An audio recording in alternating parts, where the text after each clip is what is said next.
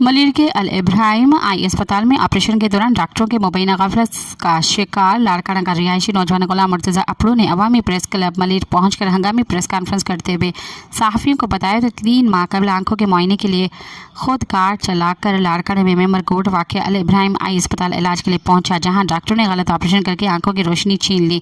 मुतासरा नौजवान का मज़ीद कहना था कि डॉक्टरों की आंखों से पट्टी हटाई तो मेरी दुनिया ही उजड़ चुकी थी। मैंने सख्त एहतजाज किया तो डॉक्टरों ने कहा कि 2 माह के बाद फिर आना, दोबारा ऑपरेशन करेंगे, लेकिन दोबारा ऑपरेशन के बाद भी मेरी आंखों की रोशनी वापस ना आ सकी।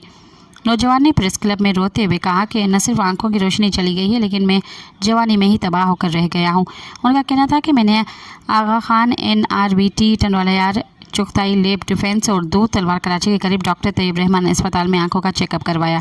यहाँ डॉक्टरों का कहना है कि गलत ऑपरेशन के बायस मेरी आंखों के पर्दे फट गए हैं और इलाज बैरून मुल्क से ही मुमकिन है।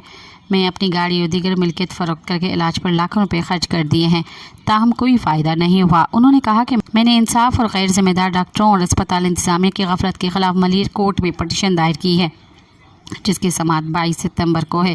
गुलाम मुर्तज़ा अपड़ू ने वज़ीर आला Sindh, governor Sindh, IG Sindh, SSP Malir और इब्राहिम आई अस्पताल के इंतज़ामिया से मुतालबा किया है कि मुझे इलाज के लिए बैरून मुल्क भेजें और बीनाई की बहाली की जिम्मेदारी कबूल करें। बसूर दीगर उनके खिलाफ सख्त कानूनी कार्रवाई की जाएगी। सब्सक्राइब कयो अवामी न्यूज़ HD के ताज़ा तरीन ख़बरुन ला ॾिसंदा रहो अवामी न्यूज़ HD।